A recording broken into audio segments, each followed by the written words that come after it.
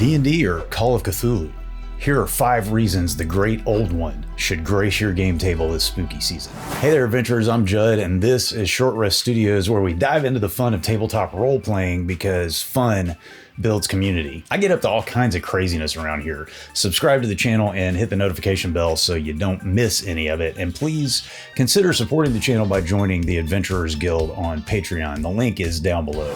Call of Cthulhu is the classic survival horror TTRPG that plunges players into a Lovecraft-inspired 1920s world where ordinary people confront mind-bending cosmic horrors and risk their sanity to uncover dark secrets. Here are 5 reasons to play Call of Cthulhu this spooky season instead of your usual D&D. And stick around because I've also got one reason you might want to think twice about it. The first reason you should try Call of Cthulhu: there are no superheroes. Dungeons & Dragons is a pretty versatile game, but it's built for high fantasy with a focus on combat. Your characters aren't just heroic, they're better than the average person. Even at low levels, they have abilities and strengths that other people just don't have. And by the time you get to higher levels, you may as well be superheroes. Call of Cthulhu is completely the opposite. Your investigators are normal, everyday people drawn into extraordinarily terrifying situations.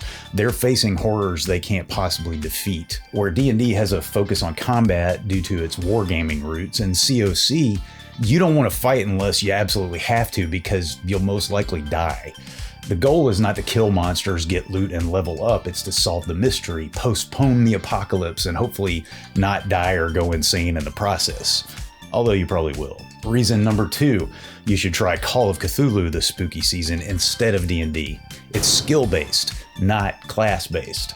In D&D, your character's class, fighter, wizard, barbarian, determines how they do what they do, and it determines your character's growth. You gain XP, level up, you get new class abilities. It's pretty straightforward. It offers a lot of customization options, and you have very clear-cut points of advancement. Once again, COC is completely different. There are no character classes and no levels, but each character has access to a plethora of skills, from driving and combat to sleight of hand and anthropology. Like D&D, when you have an opportunity to use a skill, you perform a skill check, and when you successfully use a skill, you get to put a check mark next to it on your character sheet. Then between scenarios, you can roll to improve those skills that you used successfully. This is more interesting than D&D's system on multiple levels, in my opinion. Not only is it a more grounded way of growing your character, I actually think it allows for deceptively deep character customization. Adventurers, I am ridiculously excited because this month, in collaboration with the fine folks at Chaosium, 3 lucky members of the Short Rest Studios audience can win a Call of Cthulhu starter set. Just enter the drawing at the link below by October 28th, 2024. Then on October 29th at 3 p.m. Eastern, 2 p.m. Central, you'll want to tune in to our Call of Cthulhu live play event. Not only will you get to see a bunch of D&D players like me, Anto from Icarus Games, and Jim from Wizards and Wordslingers play COC for the first time, but we'll announce the winners of the drawing during that event. Plus, we might be in costume.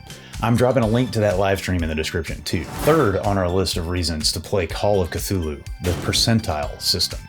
Call of Cthulhu uses Chaosium's basic role-playing system, where D&D uses the popular, for good reason, D20 system. In Call of Cthulhu, whether it's a skill check or combat, you roll percentile dice, a D100. Under your skill score. Let's say you've discovered a mysterious artifact and you're performing an archaeology check to learn something about it. Your archaeology score is 70. If you roll over 70, you fail. If this is a task of normal difficulty, you succeed on a 70 or less. If it's hard, you have to roll half your score or less to succeed, in this case 35 or lower. If the task is at the limits of human ability, you have to roll 1/5 or less to succeed at it. That would be 14 or under. Of course, sometimes you're in conflict with another player or an NPC, which calls for opposed rolls. In that case, both characters roll, and whoever has the highest level of success wins. A failure is above your score, a regular success is below your score, but above half, and a hard success is below half. An extreme success is 1/5 or below. It might sound a bit complicated, but in practice, it is super easy to learn. You always roll a D100 for pretty much everything, and you always know what number you need to beat. The fourth reason you should try Call of Cthulhu this spooky season It's better at mystery and horror. Most dungeon masters know that running a mystery arc is tough in D&D. If your wizard doesn't just cast a spell to find the MacGuffin or teleport the party wherever they need to go, your PCs might spend entire sessions looking for clues that have nothing to do with the mystery at hand. And of course, there are ways to deal with those things, but D&D, again, is built for superheroic fantasy combat. Yes, you can absolutely present your players with a mystery or a horror-themed adventure. But Call of Cthulhu is built for those things. Not only does the game system itself put investigation and psychological horror at the fore, guys, I haven't even talked about sanity checks where you see something horrible and then roll against your sanity score to see if you go insane. But the levels of failure and success give much more room to role play on the results of your skill checks. Failure is usually more likely than success. Sometimes it's the only option.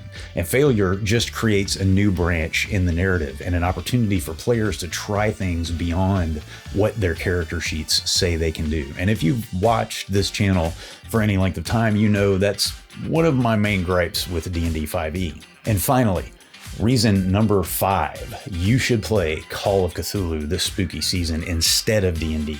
High stakes. Another one of my complaints about 5th edition D&D is that by default, the stakes for your players are pretty low. Your characters are like superheroes, right?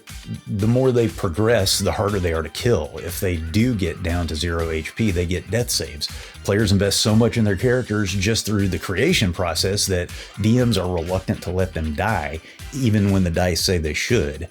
For crying out loud, you have resurrection spells. In Call of Cthulhu, there's a pretty darn good chance you're gonna die. And if you don't die, you'll probably lose your mind. Every encounter with evil, even the most mundane, has the potential to harm your character, and there is no resurrection in COC. When you're dead, you're dead. So I promised you one reason you might want to think twice about bringing Call of Cthulhu to the table, and here it is. It's harder to GM than D&D. Being a dungeon master has its own challenges, remembering all those rules, keeping up with character abilities, remembering the story, but in general, it's pretty straightforward. The players win fights, they collect loot, they level up, they go on to the next part of the story. And it's usually pretty easy to guide them in that direction without railroading them, of course. But remember how I mentioned that Call of Cthulhu's system lends itself to more role-playing opportunities? Well, the keeper, that's what the GM is called in COC, has to keep track of all those branching storylines. If a failure isn't necessarily a roadblock to progress, and it isn't, then now you have a lot more choices and story to hold in your brain and guide your investigators through. It is a challenge, especially for new keepers. But honestly, I think it's worth the challenge. There you go, adventurers. That's why you should definitely give Call of Cthulhu a try this spooky season instead of your usual D&D game. Don't forget to enter that drawing for one of 3 Call of Cthulhu starter sets, and check out our COC live stream on October 29th at 3 p.m. Eastern, 2 p.m. Central. And please consider supporting the channel on Patreon. In the meantime, if you're looking for some more horror options for your TTRPG table, check out this video right here.